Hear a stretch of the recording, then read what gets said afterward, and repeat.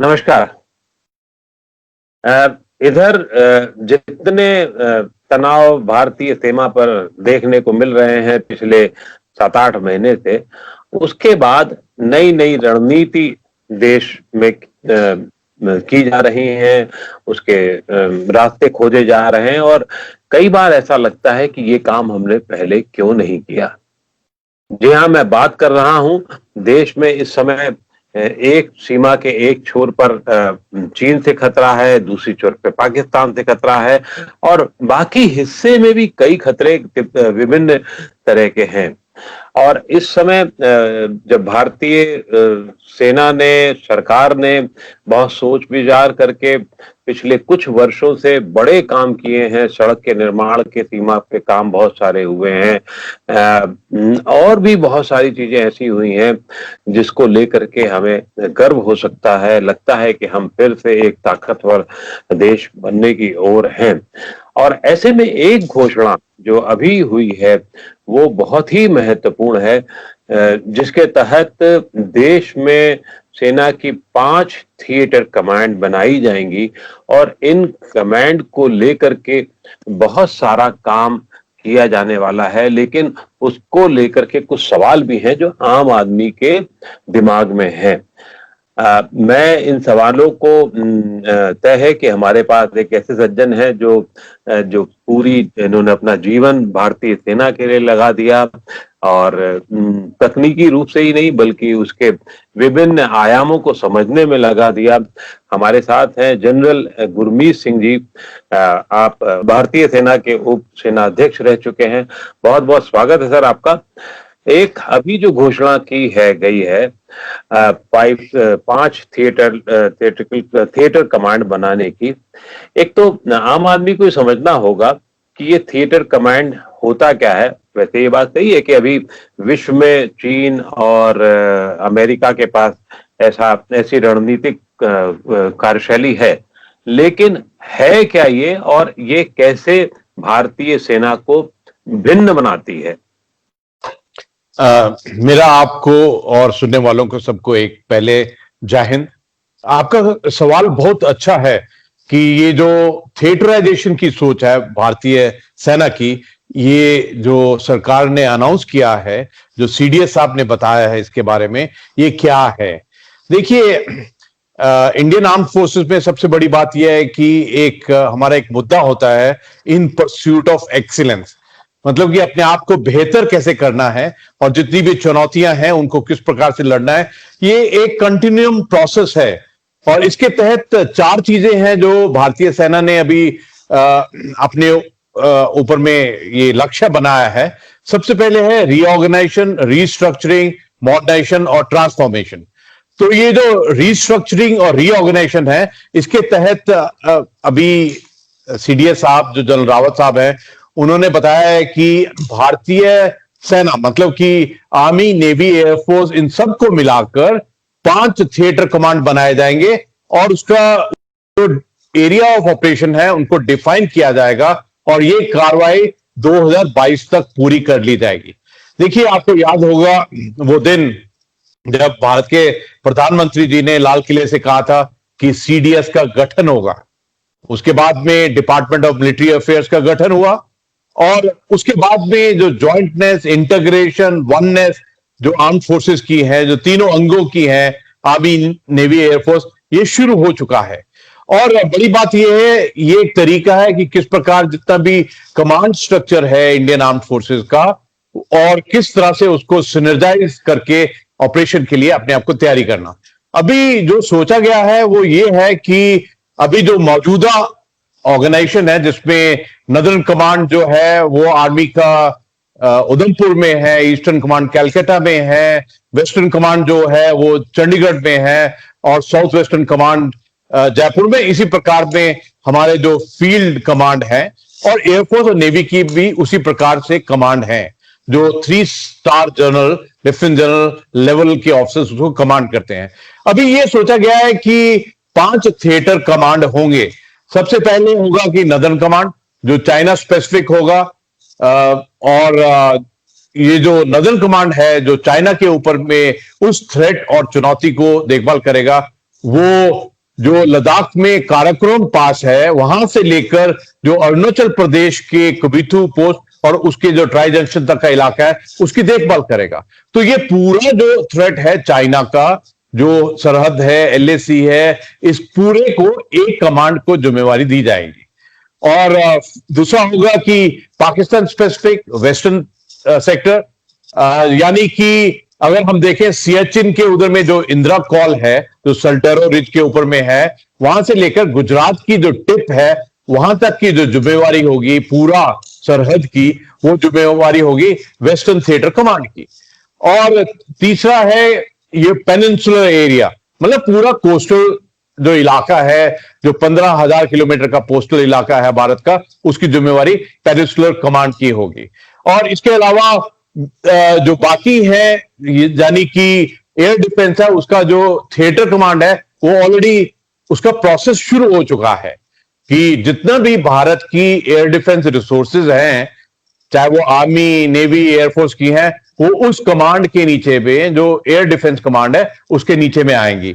और जो पांचवा है वो है मैरीटाइम कमांड, जो जो केरला में कोची और कर्नाटका में करवार है, इन दोनों में से एक जो नियुक्त होगा उसके अंदर में जैसे अंडमान निकोबार और जो इंडियन ओशन रीजन है, जो पूरा हमारा मैरीटाइम थ्रेट है, उसको देखभाल करेगा।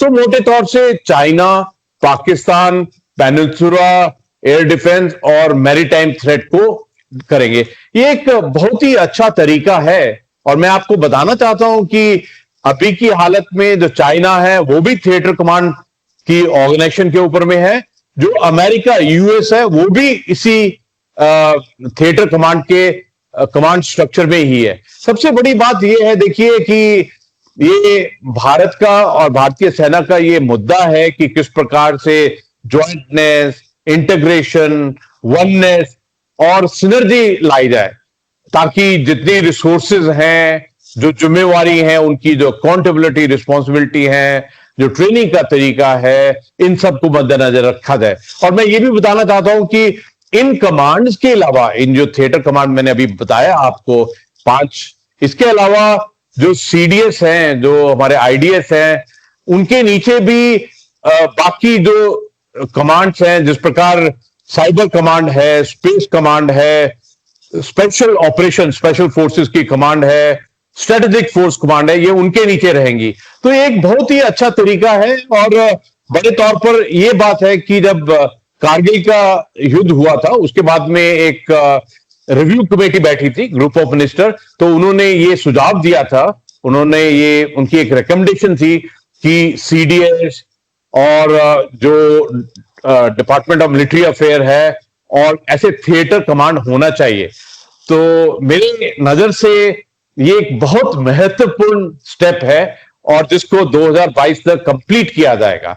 और इससे भारत का जो सिक्योरिटी अपरेटस है, जो सिक्योरिटी चैलेंजेस है, जो चुनौतियां हैं, उनको एक बहुत ऑर्गेनाइज और बहुत अच्छे तरीके से काम करने का एक तरीका है।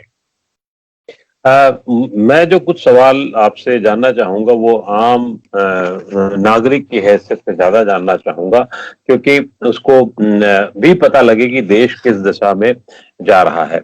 तो क्या ये जो कुछ भी हो रहा है या विश्व में जो कुछ भी, जैसे कि अब तीसरा देश हमारा है, तो ये बड़े देशों में भी इसी इस तरीके की कार्रवाई या इस तरीके की जरूरत महसूस की जा रही है, या अभी हुआ नहीं है, लेकिन क्या ये प्रोसेस कुछ और देशों में भी चलने की स्थिति हो रही है?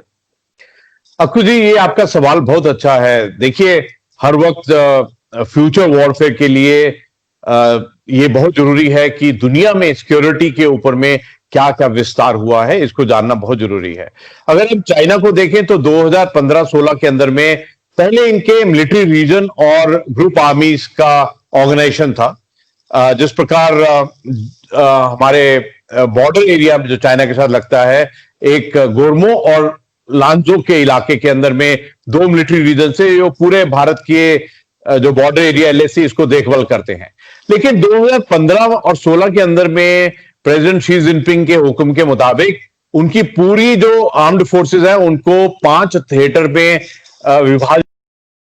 वेस्टर्न थिएटर जो भारत का चैलेंज को देखता है, इसके अलावा eastern theatre, southern theatre, northern theatre और सेंट्रल थिएटर। जो ताइवान साउथ चाइना को देखता है वो ईस्टर्न थिएटर है, और साउथ चाइना सी जो सदर्न थिएटर है वो भी जो ताइवान और इन इलाकों के अंदर में देखभाल करता है। देखिए, ये बहुत जरूरी है कि जितने भी रिसोर्सेज हैं, जो फोकस होना चाहिए किसी भी आर्मी का, उसका उसका थ्रेट क्या है, ये थ्रेट स्पेसिफिक जो ऑर्गेनाइजेशन है। और सबसे बड़ी बात क्या है कि आज के युग के अंदर में जो लड़ाई है वो ऐसा नहीं है कि सिर्फ आर्मी की है, उसके अंदर में एयरफोर्स, नेवी, बाकी सिक्योरिटी फोर्सेस, इन सब का इकट्ठा होना बहुत जरूरी है।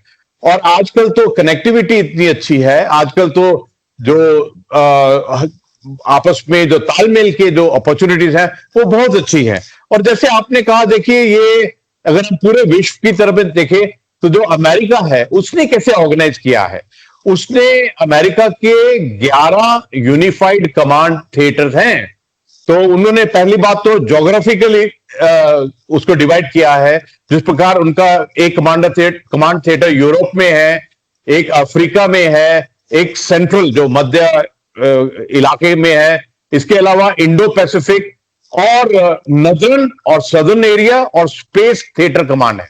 ये तो 11 उनके ज्योग्राफिकल डिवाइड के ऊपर में। इसके अलावा उनके भी 4 फंक्शनल थिएटर कमांड है, जिसमें साइबर, स्पेशल ऑप्स, ट्रांसपोर्टेशन और स्ट्रेटेजिक है। देखिए, ये किस प्रकार से जो रिसोर्सेज हैं और हर एक तीनों फोर्सेस को किस प्रकार से इंटीग्रेट किया जाए, की जाए, ये सबसे बड़ा चैलेंज है। जैसे जैसे हम अभी फ्यूचर वॉरफेयर में जाते जा रहे हैं, इसमें टेक्नोलॉजी आ रही है, हाइब्रिड वॉर आ रहा है, प्रॉक्सी वॉर आ रहा है। इसलिए जरूरी है कि हमारे जितने भी रिसोर्सेज हैं, जितने भी साधन हैं, जितनी भी कैपेबिलिटी, कैपेसिटी और स्किल है जो मिलिट्रीज की, उनको एकदम कंबाइन किया जाए। अभी आप देखिए, अभी ईस्ट लद्दाख के अंदर में जो स्टैंड ऑफ चल रहा है, सरहद के ऊपर में फौज बैठी हुई है, उनके एकदम पीछे में एयरफोर्स है। तो क्या तालमेल है। और बड़ी बात यह है, देखिए, ईस्ट लद्दाख में जब स्टैंड ऑफ हुआ तो इंडियन नेवी साउथ चाइना सी की तरफ गई थी। तो ये सिर्फ ऐसा नहीं कि एक ही अंग होगा जो लड़ाई में हिस्सा लेगा। मैं तो एक कदम और आगे बोलता हूं कि देखिए, जितने भी एलिमेंट्स ऑफ पावर हैं, जैसे इकोनॉमी है, टेक्नोलॉजी है, इंफॉर्मेशन है, डिप्लोमेसी है, पॉलिटिक्स है, पब्लिक है, ये सब मिलकर इकट्ठा लड़ाई लड़ती हैं। देखिए, हमारा स्टैंड ऑफ हुआ, ईस्ट लद्दाख में चल रहा है अभी भी, लेकिन हमारी पब्लिक ने डिसाइड किया कि हम चाइनीज प्रोडक्ट को बाइकआउट कर देंगे। भारत सरकार ने बोला कि हम उनके एप्लीकेशन को बैन कर देंगे। और देखिए, इकोनॉमी के ऊपर में भी, डिप्लोमेसी के ऊपर में भी सब मिलकर लड़ते हैं। ये जो वननेस है ना, ये सबसे बड़ी बात है। तो ये जो थिएटराइजेशन किया है, ये भी उसी प्रकार एक वननेस, ज्वाइंटनेस, इंटीग्रेशन को मद्देनजर किया गया है। देखिए, मेरी जो इनिशियल ट्रेनिंग थी 1973 से 1976 तक, वो एनडीए में थी, नेशनल डिफेंस एकेडमी। तो वहां पर भी आर्मी, नेवी, एयरफोर्स की जो क्रैडल ऑफ लीडरशिप है एनडीए, वहां पर भी हम इकट्ठे ही ट्रेनिंग की थी शुरुआत में। तो उसके बाद में ये ऐसे बोलते हैं कि आर्मी का कलर ओजी है, नेवी का ब्लू है, आर्मी का व्हाइट है। तो आपने तो देखा है कि भारत का जो बैकग्राउंड है उसमें थोड़ा फ्यूडलिज्म ऐसा रहा है। तो इसलिए बहुत जरूरी है कि सबको एकजुट करके किस प्रकार किया जाए। तो ये तीनों रंग को जो मिलाकर पर्पलाइजेशन होता है, कि एक पर्पल कलर के अंदर में, एक तिरंगे झंडे के अंदर में किस प्रकार से पूरा कार्रवाई करना है, बस इसी की तरफ एक कदम है ये जो थिएटराइजेशन का कार्रवाई हुआ है। और जैसे मैंने कहा कि अमेरिकन आर्मी भी इसी को फॉलो कर रहा है, चाइना भी कर रहा है। और मेरे को बहुत खुशी है इस बात की कि इंडियन आर्मी ने ये जो सीडीएस का कदम लिया है, ये जो डिपार्टमेंट ऑफ मिलिट्री अफेयर का कदम लिया है, और ये जो थिएटराइजेशन का कदम अभी चल रहा है, ये ट्रांसफॉर्मेशन, मॉडर्नाइजेशन, रीऑर्गेनाइजेशन और रीस्ट्रक्चरिंग में एक बहुत महत्वपूर्ण डायरेक्शन है। ये गेम चेंजर है। एक सवाल उड़ रहा है आम आदमी के दिमाग में, वो ये कि जब इतने सारे बंटवारे हो जाएंगे, इतनी सारी चीजें हो जाएंगी, तो उसमें उसका एक देखने वाला होगा, फिर उसके बाद जो कोऑर्डिनेशन कमेटी होगी उसका एक देखने वाला होगा। तो क्या ये कोऑर्डिनेशन एक ठीक से हो सकेगा? नंबर एक चीज ये, और अभी तक कहाँ कोऑर्डिनेशन लैग करता था जो ठीक होगा? नंबर दो चीज ये, और नंबर तीन चीज ये कि बहुत ज्यादा ऊपरी ढांचा बहुत बड़ा और ज्यादा नहीं हो जाएगा, वो भी ये सोचता है। ये आपका सवाल बिल्कुल ठीक है। देखिए, ये थिएटराइजेशन करने का ही मकसद ये है कि कोऑर्डिनेशन, कोऑपरेशन, इंटीग्रेशन और सिनर्जी ऊंचे दर्जे का हो। इनफैक्ट मैंने अपने फौजी जीवन के अंदर में बहुत ऐसी नौकरी की हैं जिसमें जो कमांडर थे वो नेवी या एयरफोर्स के थे। जब मैं एनडीए में था तब भी हमारे जो कमांडेंट थे वो नेवी के थे, और भी जो जैसे नेशनल डिफेंस कॉलेज में अपना ट्रेनिंग किया है वहां पर भी जो थे वो एयरफोर्स के थे। तो हमने कभी ऐसा सोचा ही नहीं है कि ये आर्मी का है, नेवी का है, एयरफोर्स का है। शुरू से ही हमारी जो ट्रेनिंग हुई है, या जिस प्रकार से भारतीय सेना की ट्रेनिंग होती है, हमको तो सबसे बड़ी बात है चुनौती क्या है, टास्क क्या है, वो सबसे बड़ा चीज है। देखिए, पूरा जीवन ही फौज में इसी रुख में लगा दिया है, नेशन फर्स्ट, नेशन की सिक्योरिटी फर्स्ट। तो जब ऐसी भावना होती है ना, तब फिर ये नहीं होता है ये कहां का है, वो कहां का है। और मैं तो ऐसा सोचता हूं कि ये जो प्रोसेस है थिएटराइजेशन का, इससे कोऑपरेशन और कोऑर्डिनेशन बढ़ेगी। और देखिए, ऐसा है कि ये आज की सोच नहीं है। ये जो आईडीएस है, जो इंटीग्रेटेड डिफेंस स्टाफ है, ये 2001 से काम कर रहा है। ये एक्सपेरिमेंटल बेसिस पे चल रहा था, लेकिन अभी इसको एकदम फॉर्मलाइज किया है। पहले जॉइंट चीफ ऑफ स्टाफ का सिस्टम होता था कि bye rotation army, navy, air force के चीफ है वो इसको हेड करते थे। अभी सीडीएस परमानेंट कर दिया है, वो कंफ्यूजन खत्म हो गया है। और देखिए, सबसे बड़ी बात यह है कि हमारा जो चैलेंज है वो एज ए नेशन है, और उस चैलेंज के लिए वननेस होना बहुत जरूरी है। और अभी हाल ही में आप देखिए, बहुत अच्छा लगता है कि जैसे अंडमान निकोबार है, वहां पर जो कमांड है, वहां पर वैसे तो ये टापू है, आइलैंड है, लेकिन उसकी कमांड अभी भी आज के दिन में भी आर्मी ऑफिसर कर रहे हैं। कभी एयरफोर्स के हैं, कभी नेवी के हैं। लेकिन ये जिस प्रकार से हमने इंटीग्रेट किया है अपना एवोल्यूशन में, अपना लर्निंग में, वो ऑलरेडी हो चुका है। और अभी आप देखिए, कुछ दिन पहले आपने देखा होगा कि जो चीफ ऑफ आर्मी स्टाफ साहब हैं, वो एक कॉर्वेट जो एंटी सबमरीन की शिप है, जो एक फ्रंटलाइन शिप है, उसका कमीशन में गए, उसका इनॉग्रेशन किया। तो आर्मी चीफ सबमरीन का इनॉग्रेशन कर रहे हैं। तो आपने देखा होगा कि अभी ईस्ट लद्दाख को आप ले लीजिए कि वहां पर जो चीफ ऑफ एयर स्टाफ साहब कितनी बार गए हैं वहां पर। और मैं तो आपको मैं एक बड़ी बात बताना चाहता हूं कि जो अभी हालत में chief of army staff, navy और एयरफोर्स हैं, तीनों वो नेशनल डिफेंस एकेडमी के एक ही कोर्स के हैं। और आपको सुनकर हैरानगी होगी कि जो चीफ ऑफ एयर स्टाफ और जो चीफ ऑफ आर्मी स्टाफ है वो एक ही स्क्वाड्रन एनडीए के हैं।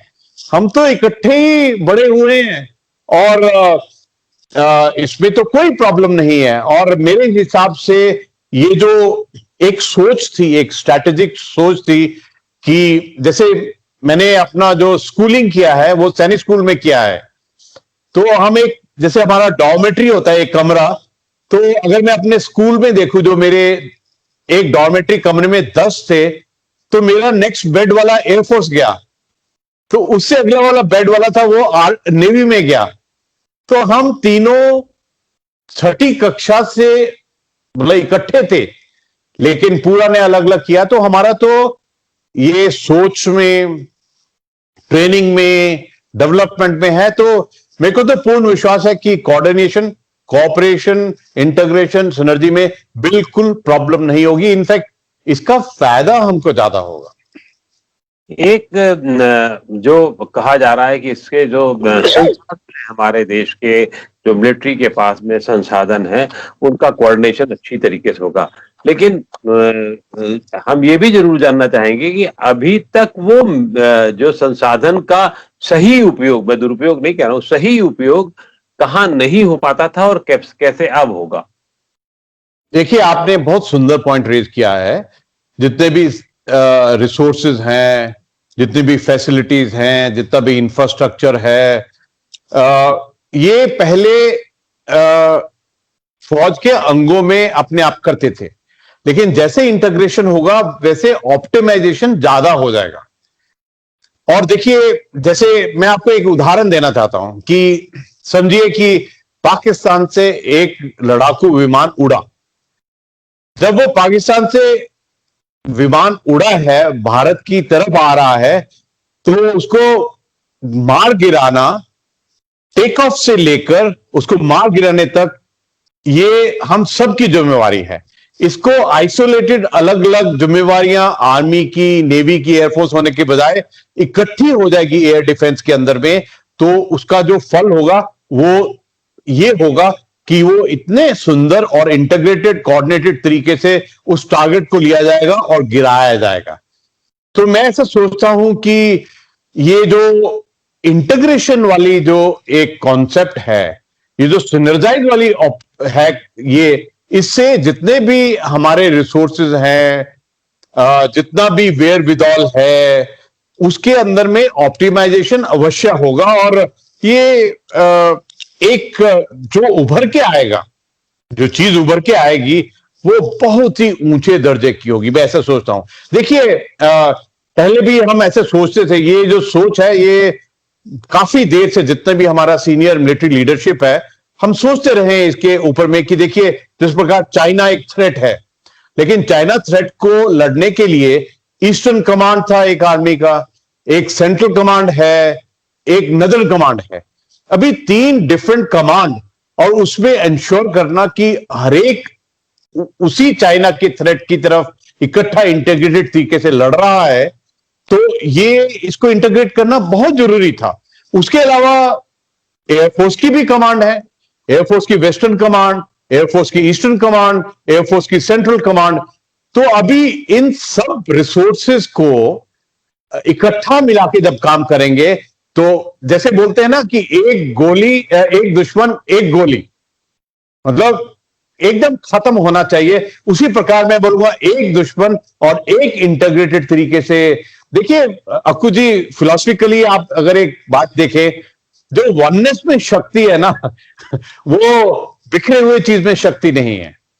ये तो भारत की एक बहुत बड़ा चैलेंज रहा है कि ये फ्यूडलिज्म, टफ, अलग अलग वाला जो बात है, अभी आप देखिए कि मैं ऑल्दो टॉपिक से हट रहा हूं, लेकिन आपने देखा कि 5 अगस्त 2019 को आर्टिकल 370 को जो एब्रोगेट किया है, किस प्रकार से जो 2 कॉन्स्टिट्यूशन, 2 फ्लैग, जो डुप्लीसिटी थी, उसको एक वन इंटीग्रेशन में किया है। तो मैं तो ऐसे बोलूंगा कि जितनी हमारे परिवार की रिसोर्सेज हैं, स्पेशली सिक्योरिटी के पार्लेंस के अंदर में, उसको इंटीग्रेट करना, ये बहुत ही अच्छी बात है। इससे मैं तो ऐसा सोचता हूं कि जितना भी हमारा रिसोर्सेज है, वो उन चीजों का ऑप्टिमाइजेशन, उनका मैनेजमेंट, आई थिंक ये एक बड़ी सफलता होगी।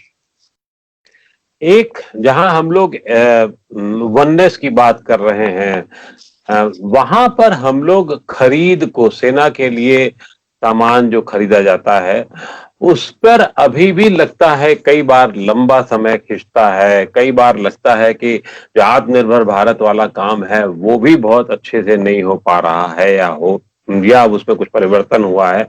तो आखिर उस दिशा में जो बड़ा काम है, जहां सेना के साथी हमारे, जो हमारे कर्मवीर हैं, वो जूझते हैं, उसमें अगर उनको इससे और सपोर्ट मिले तब ज्यादा अच्छा होता। तो क्या उस दिशा में भी उतना बड़ा काम या बड़ी दिशा में काम हो रहा है? अकुल जी, ये आपका सवाल बहुत अच्छा है, क्योंकि खराब लगता है कि जो डिफेंस इंपोर्ट्स है, 68% हम बाहर से करते हैं, स्पेशली जो state of the art equipment है। डिफेंस इंडस्ट्रियल बेस जिस प्रकार उभरना चाहिए था वो उभरा नहीं है। और मैं तो ऐसा भी कहूंगा कि जो हमारे डिफेंस पीएसयू हैं उन्होंने वो आउटपुट नहीं दी है जो देनी चाहिए थी। जो ऑर्डिनेंस फैक्ट्री बोर्ड या बाकी जो गवर्नमेंट की संस्था है जो एक डिफेंस इंडस्ट्रियल बेस देना चाहिए था वो दिया नहीं है। ये एक बहुत बड़ी चुनौती है और इस बात की खुशी है कि भारत के प्रधानमंत्री जी ने make in India defence sector, self reliance, local और जो हमारे एमएसएमईज हैं इनको एनकरेज करने की कोशिश की है। लेकिन उनसे जो अभी तक आउटपुट है वो उस लेवल का नहीं है जिस प्रकार की सोच, भारत की सोच, सिक्योरिटी फोर्सेस की सोच और प्रधानमंत्री की सोच, उसमें आपको बहुत मेहनत करना पड़ेगा।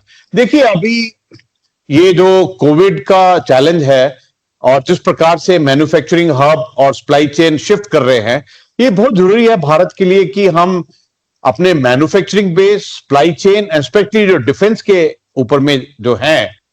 और मैं तो इसे कहूंगा कि एक सबसे बड़ी जो बात है कि जिसमें हमको सफलता मिली है वो ये है कि एटलीस्ट हमारी सोच के अंदर में make in India defence sector, self reliance और लोकल आ गया है। अभी आप देखिए हमारे अभी हाल ही में जितनी भी मीटिंग हुई है, चाहे वो रशिया के साथ, इजराइल के साथ, यूएस के साथ, कल भी हमारी मीटिंग जो 2.2+2 यूएस और इंडिया के बीच में हुई है, उसके अंदर में भी बात जब इंपोर्ट की होती है तो सबसे बड़ी बात हम कहते हैं मेक इन इंडिया की, प्रोडक्शन यही होगा। और ये एक बहुत बड़ा चेंज है। इसको लागू होते हुए, इसका आउटपुट होते हुए थोड़ा समय लगेगा, लेकिन मैं आपसे बिल्कुल सहमत हूं कि ये जो इंटीग्रेशन हुआ है, ये देखिए ये जो सीडीएस का गठन हुआ है, ये जो डीएमए का गठन हुआ है, इससे जो आर्मी, नेवी, एयरफोर्स की एज ए कंज्यूमर जो डिमांड है, उनको क्या चाहिए, उनकी क्या रिक्वायरमेंट है, ये जो लॉन्ग टर्म जो प्लानिंग होती है, जो एलटी आईपीपी जो हमारा जो उसमें सफलता मिलेगी। और सबसे बड़ी बात यह है कि अभी जब सीडीएस का गठन हो गया है तो एक बहुत ऑर्गेनाइज तरीके से जो इंडियन आर्म फोर्सेस की डिमांड है, जो हमारा डिफेंस इंडस्ट्रियल बेस भारत का बनेगा, उसके ऊपर में जो कम्युनिकेशन और लिंक कनेक्टिविटी है उसमें एक खास फायदा होगा। मैं आपसे बिल्कुल सहमत हूं कि जो डिफेंस इक्विपमेंट है इसका इंपोर्ट के ऊपर में रिलायंस बिल्कुल ठीक नहीं है, क्योंकि कहीं ना कहीं ऐसा लगता है कि हमारे को अपना डिफेंस इक्विपमेंट के अंदर में एक स्ट्रैटेजिक ऑटोनॉमी होना बहुत जरूरी है। बिकॉज थोड़ा दिमाग में ऐसा रहता है कि क्रिटिकल टाइम के ऊपर में क्या सप्लाई ठीक होगी कि नहीं होगी। इसलिए मैं आपसे पॉइंट से बिल्कुल सहमत हूं कि, और ये भी मैं कहना चाहता हूं कि सीडीएस और डीएमए का गठन होने के बाद और ये जो थिएटराइजेशन की तरफ हम जा रहे हैं, इनसे हमारी जो आर्म फोर्सेस की डिमांड्स हैं, रिक्वायरमेंट क्या है एज ए कंज्यूमर, उसमें और भी एक पॉइंटेडनेस आएगा, एक फोकस्डनेस आएगा, और इससे जो हमारा प्राइवेट सेक्टर है, डिफेंस इंडस्ट्रियल बेस है, उसके साथ लिंक होने में फायदा मिलेगा। जैसा कि आपने कहा कि एक कमांड, हमारा नॉर्दर्न कमांड चीन को देखेगा, वेस्टर्न कमांड पाकिस्तान को देखेगा, लेकिन अब जो हालात आ रहे हैं और जो सुनने में आ रहा है, जो रणनीतिक वो लोग अपना रहे हैं, उसमें ऐसा लगता है जब कभी भी, खुदा ना खास्ता, जब कभी भी कोई युद्ध की स्थिति आएगी तो चीन और पाकिस्तान मिल करके करेंगे। तो क्या ऐसे में मतलब कमांड, दोनों कमांड मिल के काम करें, ये एक सवाल जरूर दिमाग में उठता है कि कैसे, क्या तय बात है कि उसका कोऑर्डिनेशन एक अलग तरीके का होगा, तो वो कमांड के तौर पर होगा या वो फिर और ऊपर के लेवल पर इस तरह से बातें सोची समझी जाएंगी? अक्कू जी, मैं ऑनेस्टली ये बताना चाहता हूं आपको कि आपका ये सवाल है ना, बहुत फोकस, बहुत अच्छा सवाल है। देखिए ये जो चाइना और पाकिस्तान की कलुजिविटी है, ये जो टू फ्रंट का जो चैलेंज है, ये रियल है। और सबसे पहले तो मैं ये बताना चाहता हूं कि अभी भी की हालत में हम लोग इस चैलेंज के लिए तैयार हैं।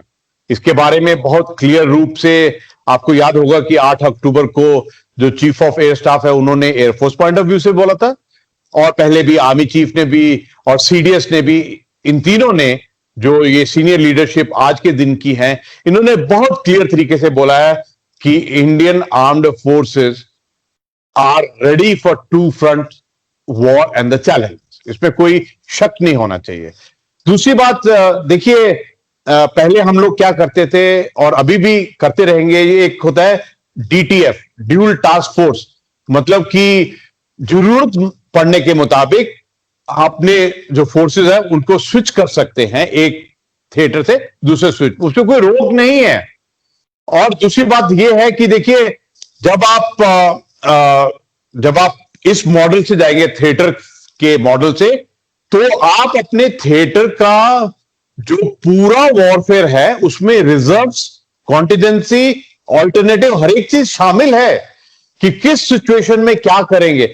हमारे पास कोई रोकथाम नहीं है कि इस थिएटर से उस थिएटर में शिफ्ट नहीं करेंगे, ऐसी कोई रोकथाम नहीं है। देखिए, आज के दिन के अंदर में जो हमारा, जैसे आप राफेल एयरक्राफ्ट को ले लीजिए, वो जब अंबाला से उड़ता है तो वो दोनों थिएटर में ही एड्रेस कर सकता है, ऐसा नहीं है। आज की जो हमारी लॉन्ग रेंज कैपेबिलिटी है वो दोनों थिएटर को करती है, लेकिन वो जो थिएटर है, वो जो चैलेंज है, वो जो थ्रेट है, उसको डील करने के लिए एक पौनापन, एक एकदम पॉइंटेडनेस, एक फोकस्डनेस, और किस प्रकार से उस चैलेंज को लेना है, उसके लिए बहुत खास मदद मिलेगी।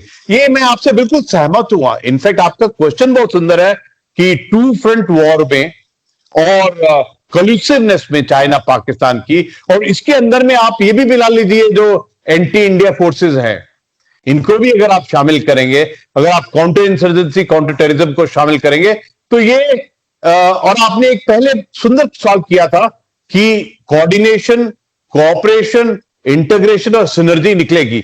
और मैं ऐसा सोचता हूं कि ये जो रीऑर्गेनाइजेशन की जा रही है, इससे टू फ्रंट वॉर में और उस चैलेंज को लड़ने के लिए और भी फायदा मिलेगा। मुझे लगता है कि आम आदमी को आपकी बातचीत से, आपके समझ से बहुत फायदा होगा, और उसको समझने में एक सुविधा होगी कि ये जो भारत की सरकार हमारे लिए कर रही है, इस तरीके के बड़े कदम उठा रही है, वो कितने लाभदायक हैं और देश के लिए कितने लाभदायक हैं। बहुत बहुत आभार आपका कि आपने हमें नवोदय टाइम्स पंजाब केसरी को समय दिया और इतनी गूढ़ बातें बहुत आसान शब्दों आखिर में अक्कू जी, मैं ये बताना चाहता हूं कि देखिए, जो देश के सिक्योरिटी चैलेंजेस हैं, चाहे वो एक्सटर्नल है चाहे इंटरनल है, और जो बात है सोवरेनिटी की और टेरिटोरियल इंटीग्रिटी, इस पे कोई कॉम्प्रोमाइज नहीं होगा। आपने सुना है प्रधानमंत्री जी को, रक्षा मंत्री जी को, not a inch of our territory will permit anybody to even have a eye on that one. तो मैं ऐसा सोचता हूं कि ये जो कदम है रीऑर्गेनाइजेशन का, रीस्ट्रक्चरिंग का, मॉडर्नाइजेशन और ट्रांसफॉर्मेशन का, और उसके ऊपर ये जो निकल कर आया है थिएटराइजेशन का, ये जो सिक्योरिटी चैलेंजेस और जो हमारे प्रिंसिपल्स है सोवरेनिटी और टेरिटोरियल इंटीग्रिटी के बारे में, इनको काम करने में और भी सुविधा और भी सफलता मिलेगी अवश्य। बहुत बहुत आभार आपका पुनः कि आपने इतनी गहन जानकारी हमको दी। बहुत शुक्रिया। Thank you. जय हिंद। जय हिंद जी।